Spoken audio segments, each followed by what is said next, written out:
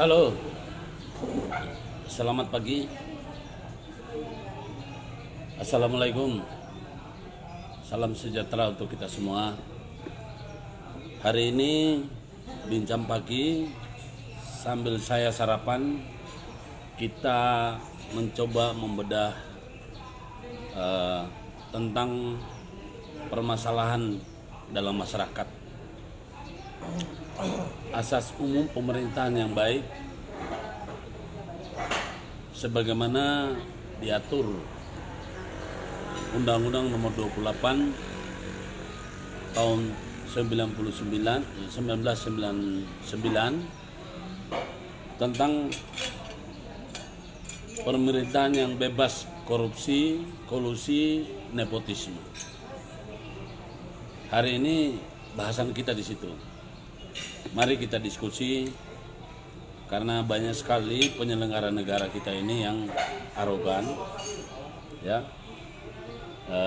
tidak seolah tidak tahu atau tidak mau tahu, ya. Karena itu saya mencoba mengajak untuk kita semua dalam hal ini berdiskusi. Jadi ini sudah dilupakan, banyak sekali sudah dilupakan. Padahal undangnya masih ada, belum dicabut dan belum ada penggantinya.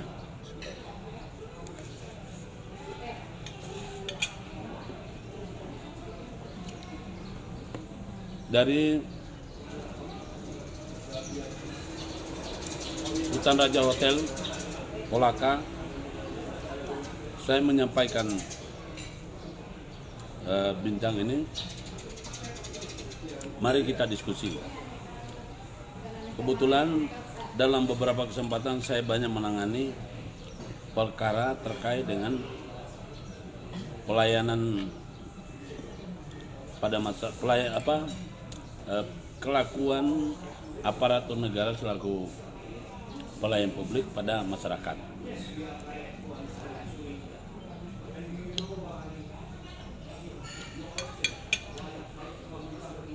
Disadari atau tidak, pejabat itu digaji, dibiayai oleh negara, dikasih fasilitas. Itu hanya menjalankan yang namanya amanat undang-undang. Tapi pada kenyataannya kita tidak bisa melihat mereka bekerja sesuai dengan ketentuan itu. Jadi hari ini saya akan membahas itu. Semoga netizen tertarik. Ya tentu saya tetap akan kembali kepada tema biasa, soal edukasi hukum pidana perdata dan tentang SOP kepolisian, SOP maksudnya SOP penyidikan sebagaimana diatur oleh Perkaba nomor 3 tahun 2015 dan tentang standar atau petunjuk pedoman pembuatan dakwaan yang dilakukan oleh jaksa dengan metrik serta Undang-Undang Nomor 48 tahun 2009 tentang kekuasaan kehakiman.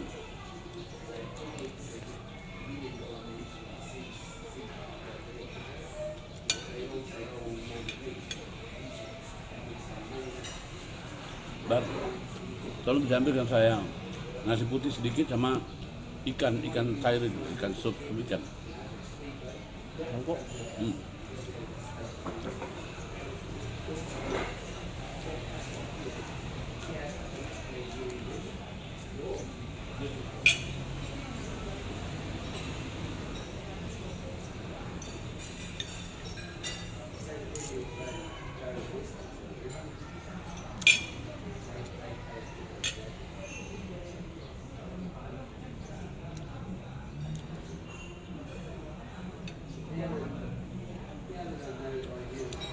Kau kasih tahu kan, nasi sedikit aja kan, jangan banyak-banyak kan. Kal, kasih tahu, nasi sedikit saja, jangan banyak. Iya kasih tahu kau belum lihat.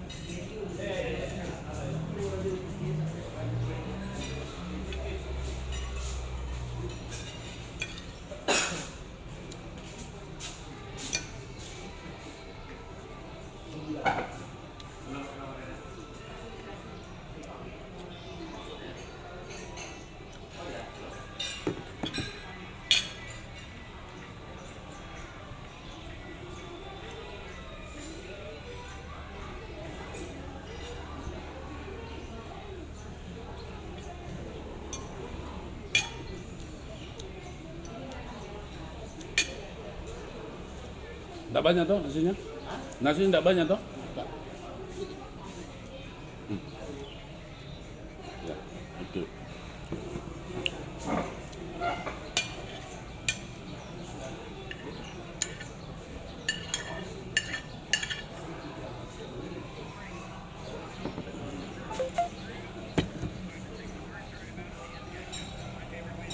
Saya sambil makan, teman saya, sahabat saya, kita bincang pagi ini, kami saya sarapan. Karena hanya melalui ini, sepertinya kita lebih leluasa.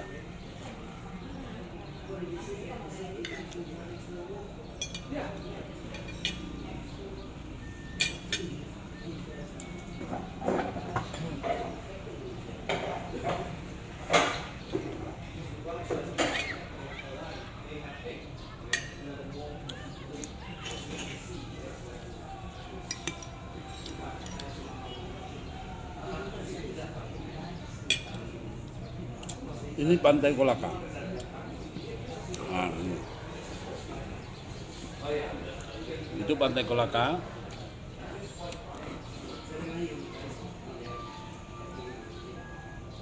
Ini sekitar restoran.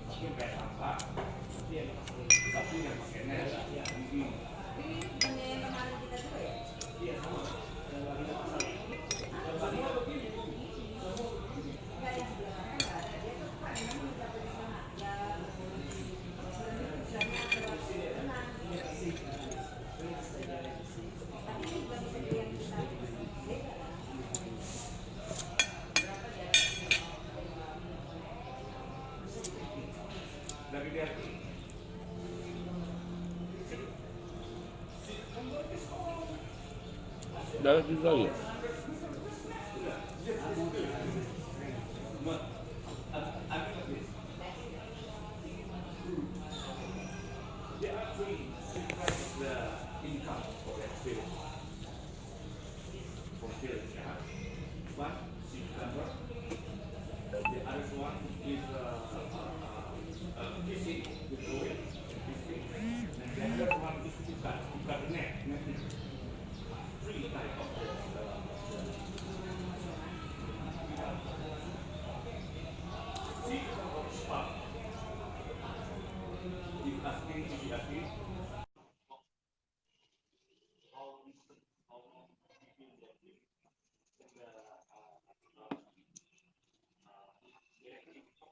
Makan dulu.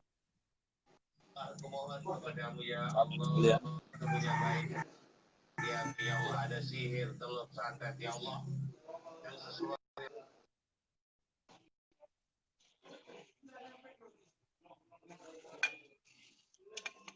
Maaf ya.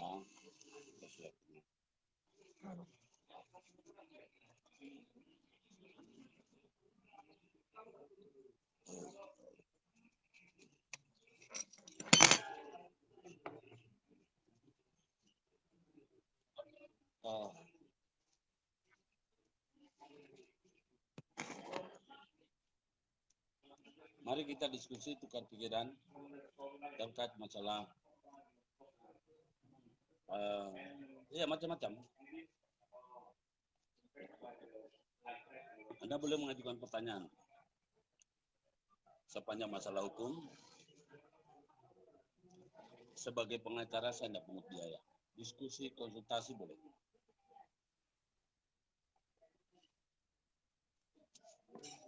Sepanjang lagi live begini, ketika Anda bertanya seputar masalah hukum, akan saya jawab. Tentu saja, ya.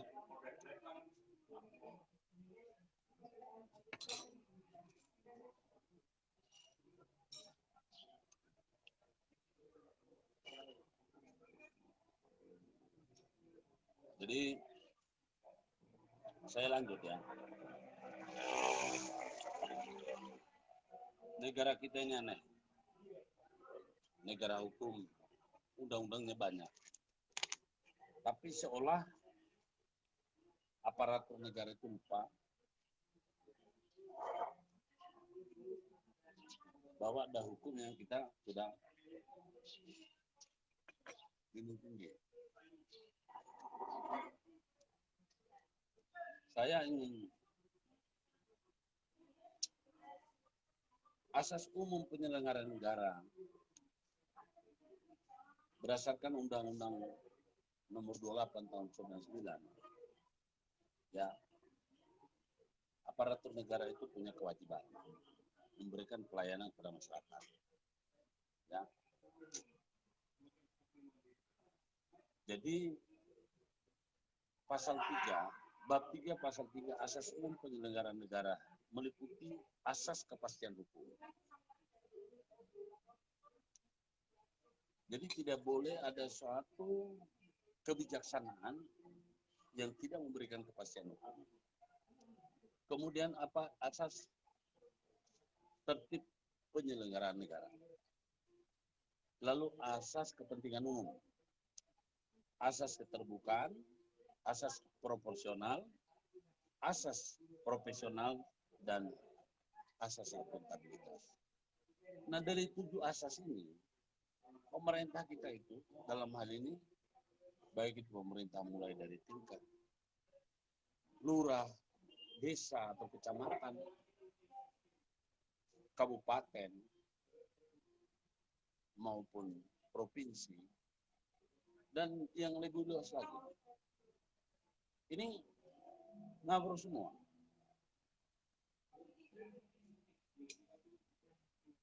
Undang-Undang Nomor 28 tahun 1999 itu belum dicabut.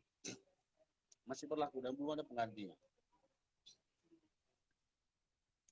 Bagi penyelenggara negara yang melakukan kolusi dan nepotisme, bukan hanya korupsi. Nepotisme juga harus pidana itu.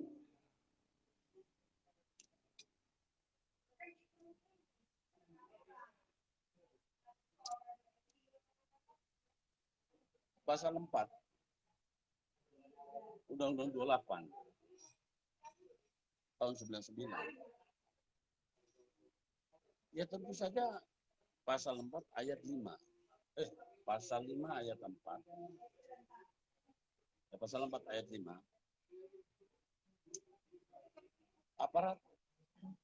Aparatur negara, pejabat itu dilarang melakukan nepotisme, kolusi, nepotisme, dan korupsi. Korupsi, kolusi, nepotisme. Ya. Tapi sekarang ini yang kita lihat hanya korupsinya saja. Padahal nepotisme dan korupsinya itu juga sama.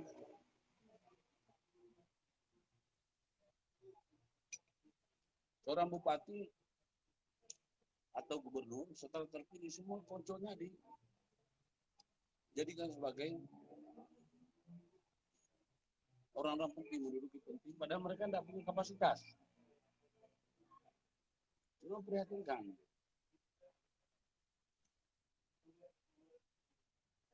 Bagaimana mungkin masyarakat disuruh patuh, sementara penyelenggara negara itu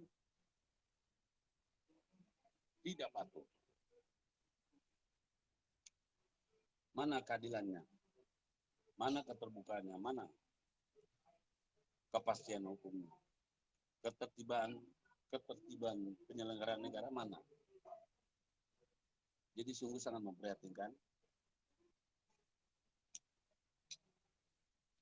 Ketika masyarakat disuruh patuh, tapi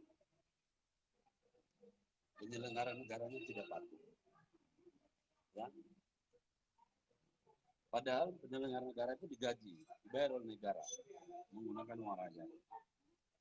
Sejak dari bangun pagi sampai tidur lagi dan bangun lagi,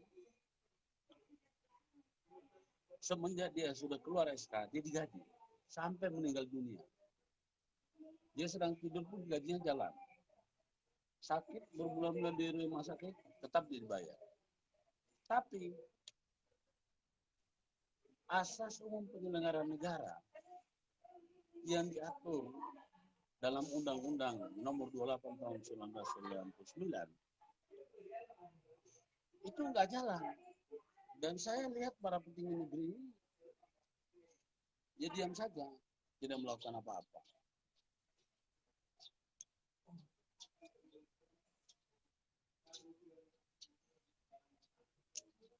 Kepada sahabat sekalian,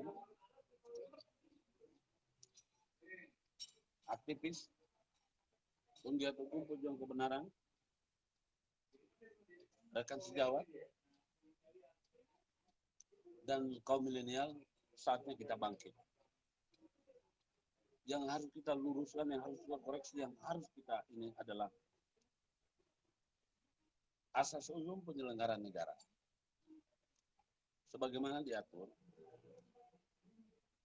tentang Undang-Undang Nomor 28 tahun 1999 tentang penyelenggaraan negara yang bersih dan bebas dari korupsi, kolusi, nepotisme. Ini pijakannya. Sedangkan masyarakat sudah ada undang-undang yang memayungi, yakni Undang-Undang Dasar 45, ya itu adalah untuk masyarakat.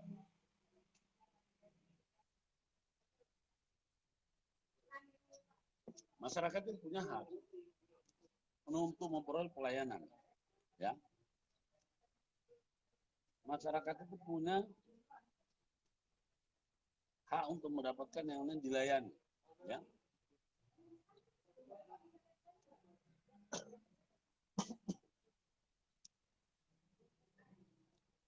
Untuk penyelenggara negara diatur sesuai dengan bab 3.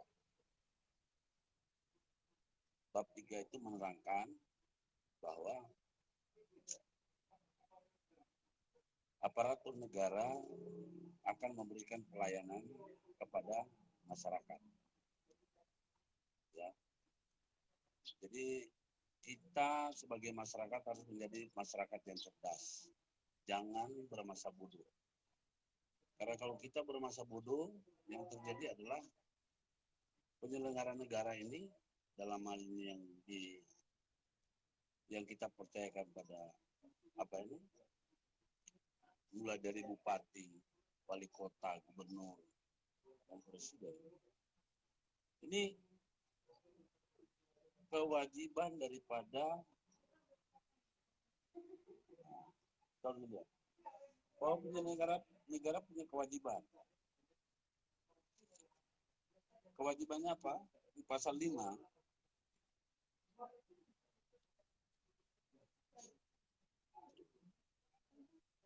Setiap penyelenggara negara berkewajiban untuk pertama mengucapkan sumpah. Kedua, bersedia diperiksa kekayaannya. Ketiga, melaporkan dan mengumumkan tentang kekayaannya. Lalu keempat, tidak melakukan perbuatan korupsi, kolusi, dan nepotisme. Yang kelima, pasal 5 ayat 5, pasal 5 ayat 5, melakukan tugas tanpa membeda-bedakan suku, agama, ras, dan golongan. Ya. Ayat 6, melaksanakan tugas dengan penuh rasa tanggung jawab dan tidak melakukan perbuatan tidak melakukan perbuatan tercela, ya, tanpa pamrih, baik untuk kepentingan pribadi, keluarga, koloni maupun kelompok, ya, dan tidak mengharapkan imbalan dalam bentuk apapun yang bertentangan dengan ketentuan, ya, peraturan perundang-undangan yang berlaku.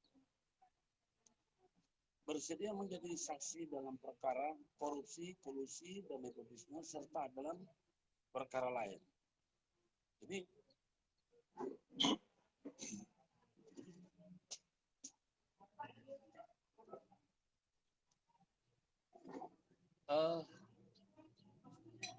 ini yang harus dipahami, mohon supaya masyarakat tahu. Ya. Kita dalam hal ini sudah waktunya kita harus berani menyuarakan kalau memang tidak benar ya tidak benar. Ya. Tidak ada alasan untuk mencari-cari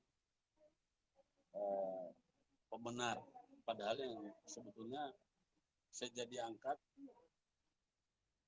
aparatur negara itu sudah bersumpah akan menjalankan tugasnya. Ya. Ini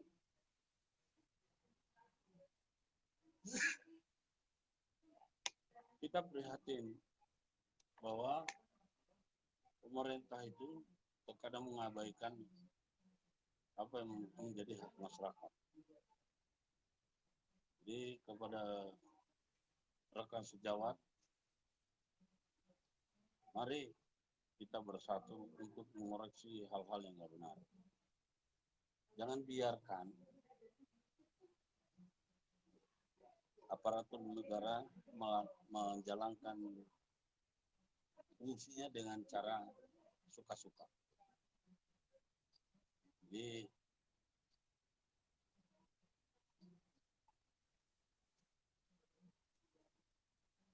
kepada netizen,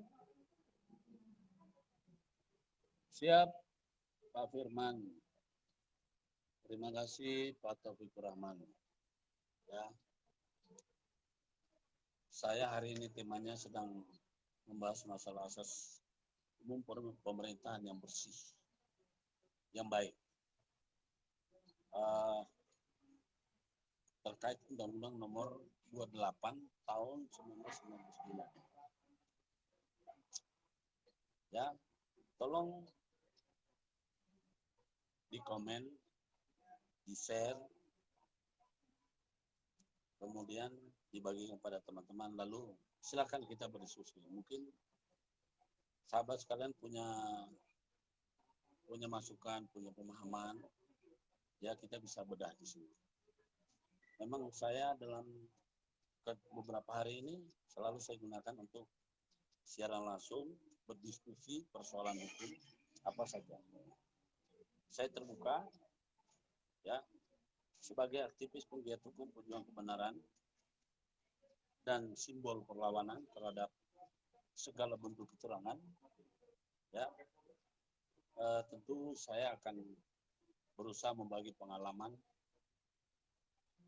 dan mungkin juga apa yang saya sudah tahu. Tapi tidak tertutup kemungkinan saya bisa mendapatkan yang mungkin yang saya tidak, mungkin ada pengetahuan yang Anda punya, saya tidak punya. Jadi kita bisa berbagi di sini. Jangan khawatir, ya.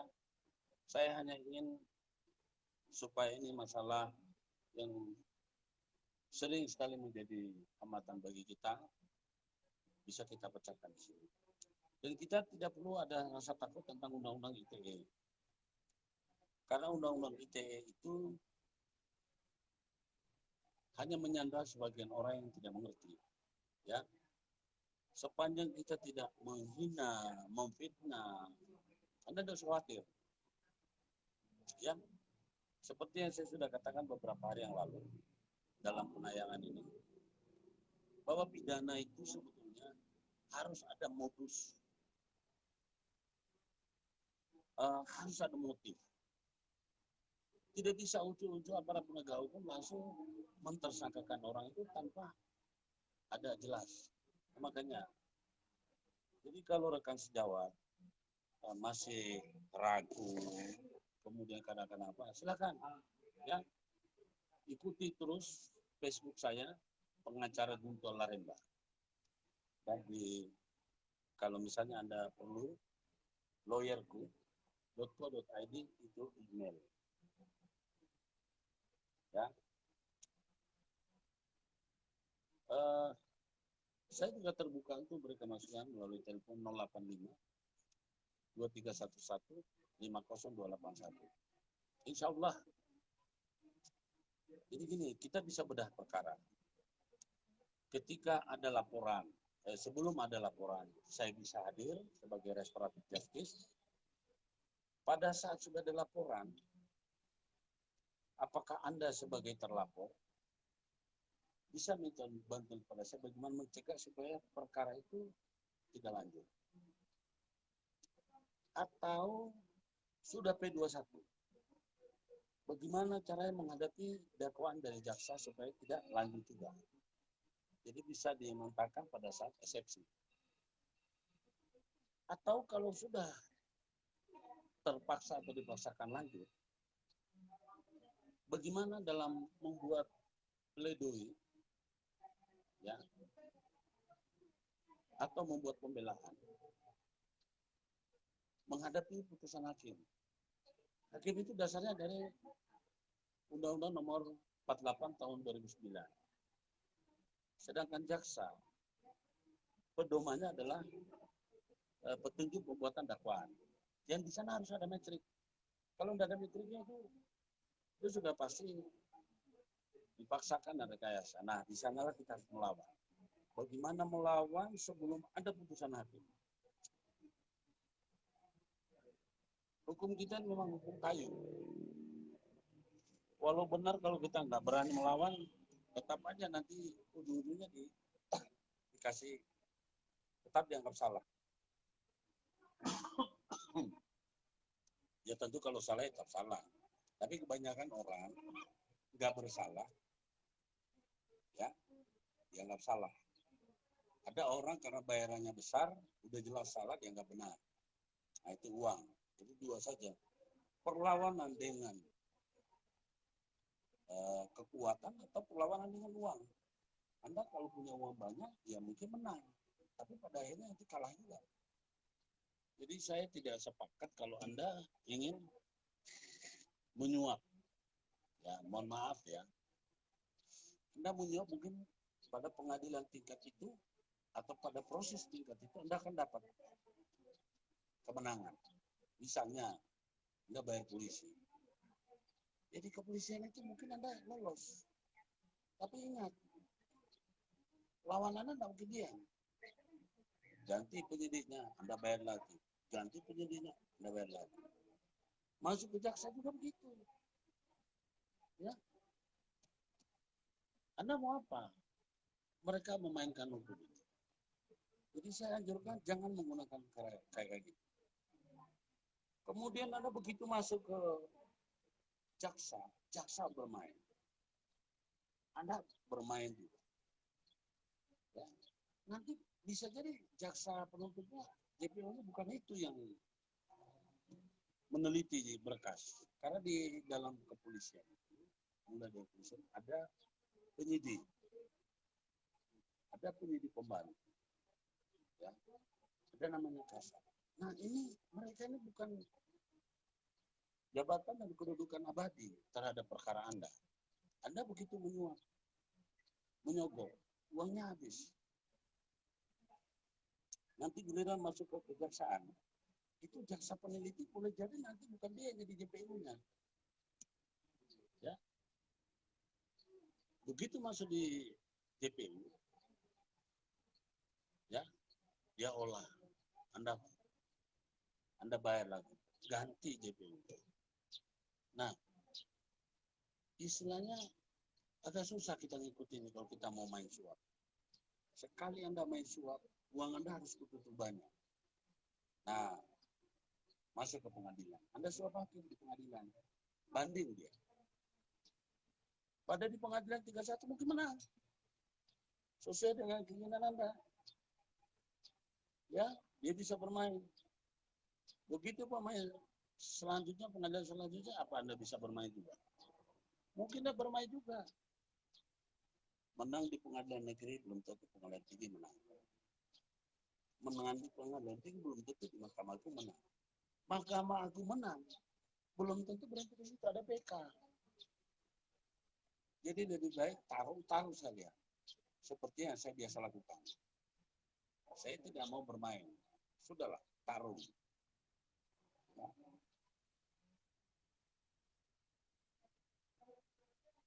Jangan terlalu percaya pada, ya maaf, banyak pengacara. Rata-rata kalau pengacara itu baru cerdas, pinter. Anda juga harus tambah belajar. Jadi pengacara Anda pintar, Anda juga harus belajar. Ya.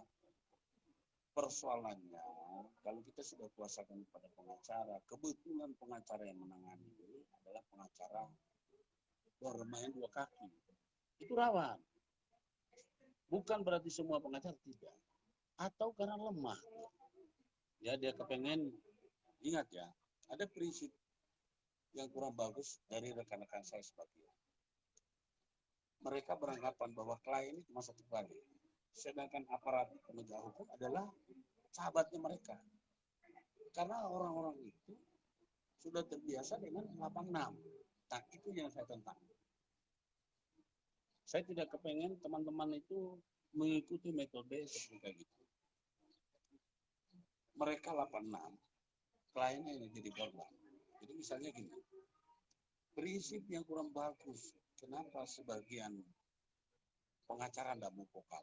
Selain daripada dia khawatir, dia takut dikriminalisasi, dia juga takut di-change. Karena apa? Ada prinsip yang memang entah itu terbangun sejak kapan atau siapa yang membawa seperti virus. Orang punya prinsip. Klien itu cuma sekali. Tapi aparat penegak hukum kita akan berhubungan terus. Nah, itu. Karena mereka itu metodenya metode 86. Tentu berbeda dengan metode kami. Terutama saya sendiri. bahwa yang saya kedepankan adalah pertama kebenaran, kedua keadilan, ketiga baru bicara masalah hukum. Pembuktian material itu saya tonjolkan. Anda tidak bisa mengatakan seseorang itu tersangka, terdakwa, kalau Anda tidak punya bukti atau bukti Anda lemah. Kadang-kadang ada polisi bilang, Anda di pengadilan kita buktikan. Anda jangan harap bahwa nanti kalau sudah di pengadilan itu polisi nggak ikut. Polisi itu hanya mengantarkan, mengolah.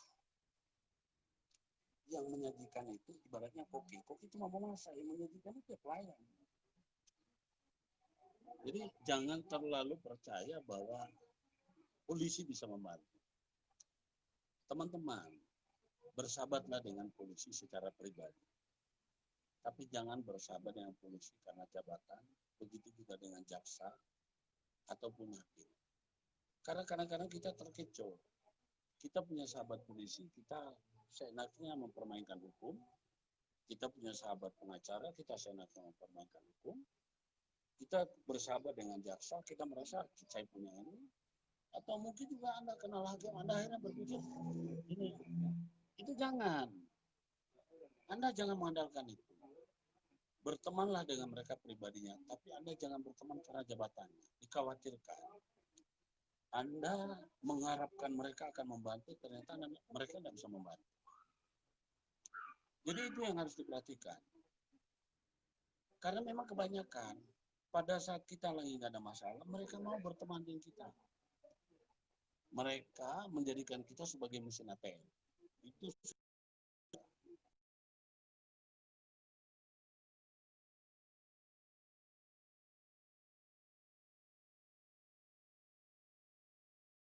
yang terjadi apa?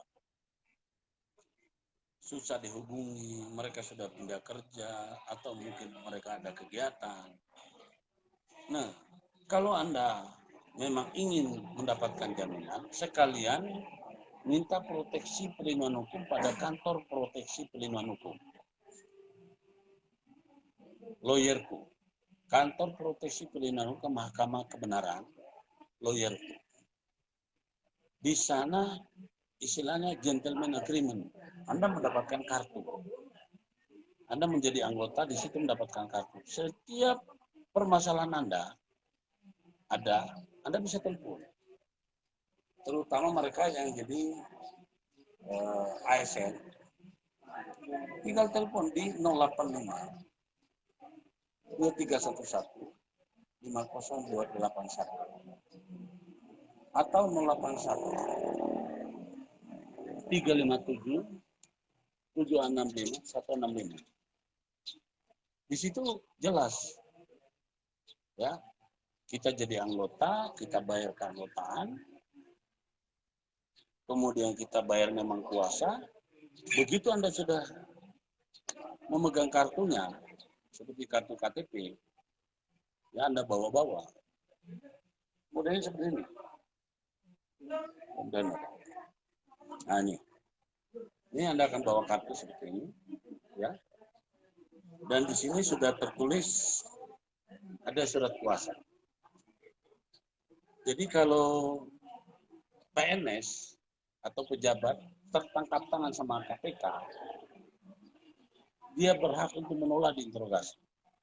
Dia punya hak menolak untuk diinterogasi apabila tidak didampingi oleh legal pribadi atau legal keluarga.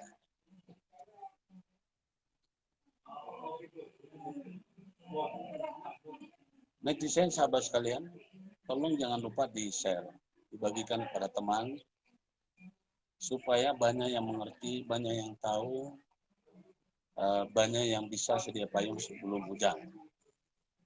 Karena jujur aja kalau kita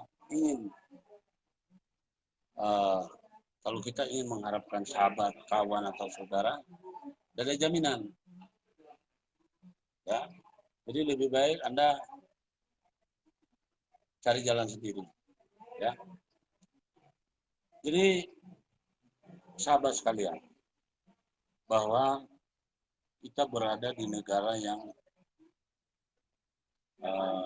menjunjung tinggi nilai hukum atau menjunjung tinggi nilai persamaan di muka hukum. Ya, sahabat sekalian,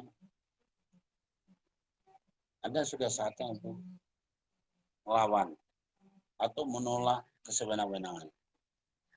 Ya, perlu diketahui bahwa aparatur negara itu bekerja untuk melayani masyarakat. Karena mereka digaji sejak dari begitu mereka sudah keluar SK, maka mereka digaji.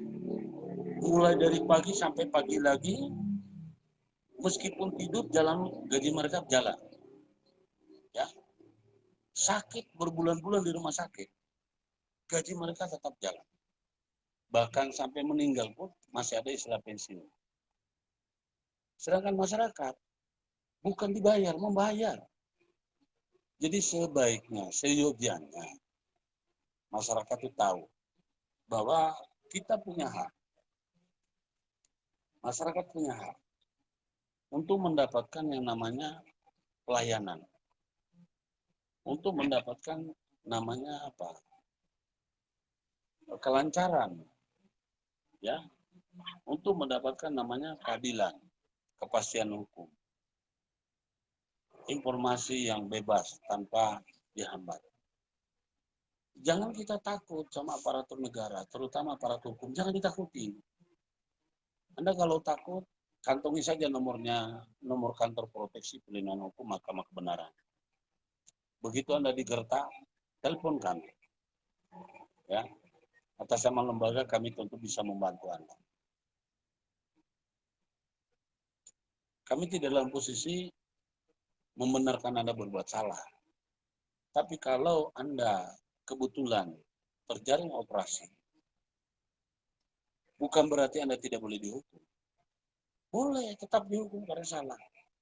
Tetapi hukuman yang harus Anda dapatkan adalah harus proporsi. Anda juga punya hak, ya. Jadi Anda punya hak untuk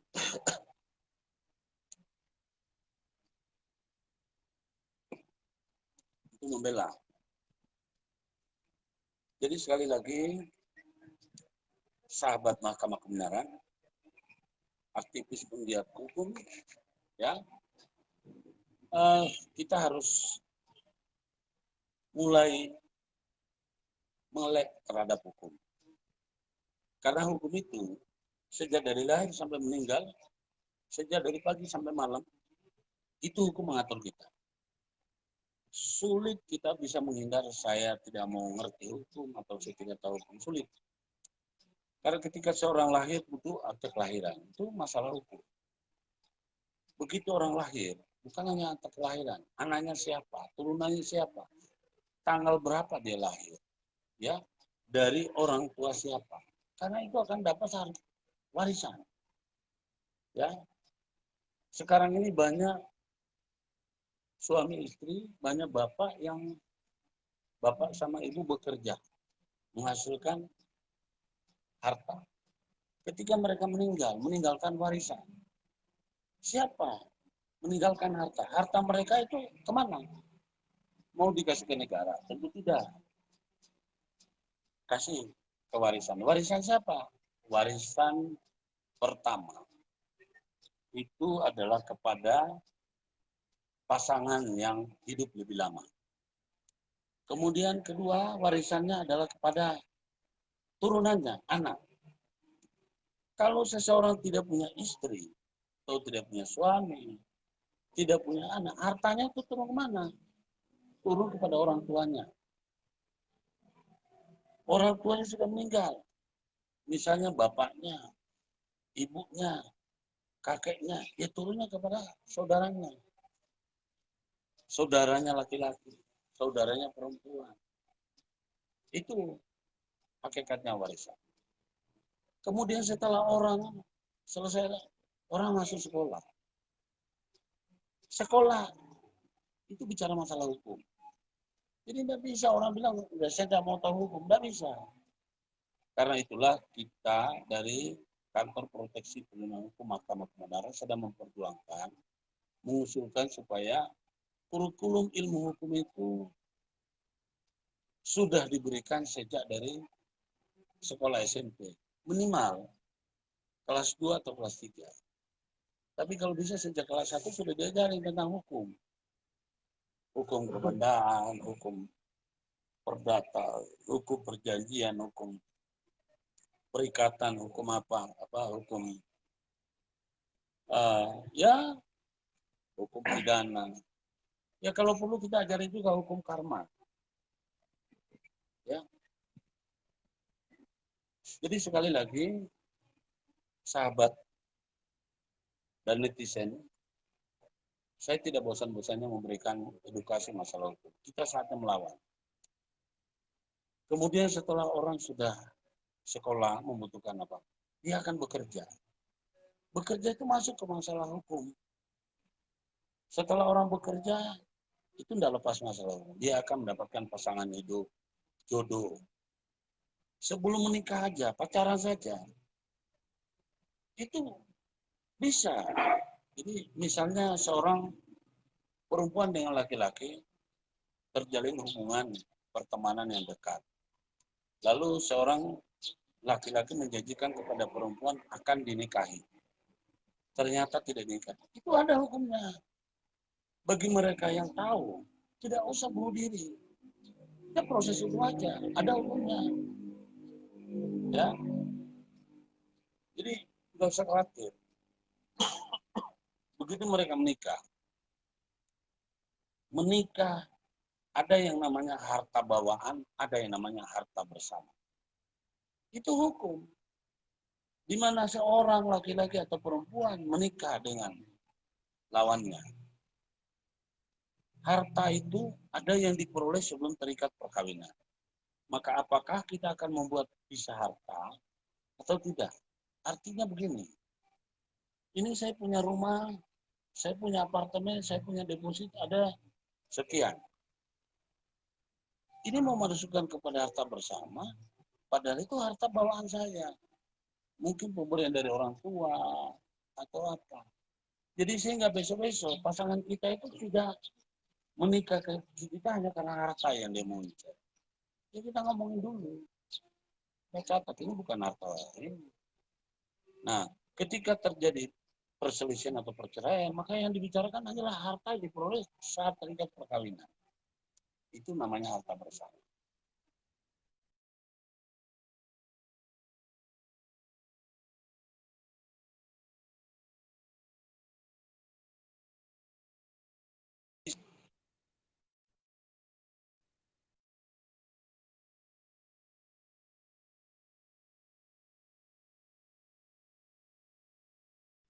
Jadi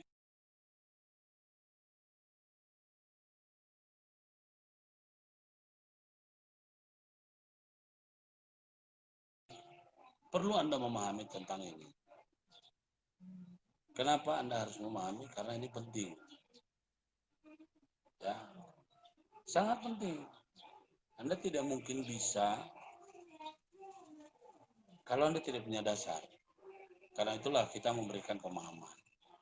Nah, itu bicara masalah harta. Bicara masalah warisan. Belum lagi bicara masalah kita berhubungan dengan orang lain. Tentu, berhubungan dengan orang lain, itu urusannya hukum. Anda punya harta, punya rumah, punya motor, punya mobil, punya pabrik, punya perusahaan, punya toko, itu hukum. Karena itu tidak bisa kita berbicara mengatakan bahwa saya tidak ngerti hukum, saya tidak peduli dengan hukum, saya tidak mau tahu dengan hukum. Itu keliru. Ya, karena hukum itu sangat besar pengaruhnya mengatur kehidupan kita. Jadi sekali lagi, sahabat sekalian, perlu Anda mengerti tentang hukum sejak dari awal. Jangan meremehkan. Kita harus menjadi masyarakat yang sadar hukum, karena hukum kita itu mengatur segalanya. Oke, netizen, kali ini kita akan akhiri bincang-bincang pagi ini. Ya, kita akan lanjut pada sesi selanjutnya. Mohon maaf kalau hari ini kurang maksimal, ya, karena ini agak sedikit terganggu dia punya internet. Ya. Oke. Sekali lagi, sahabat Mahkamah Kebenaran, aktivis penggiat hukum pejuang kebenaran, dan para member lawyerku, ya.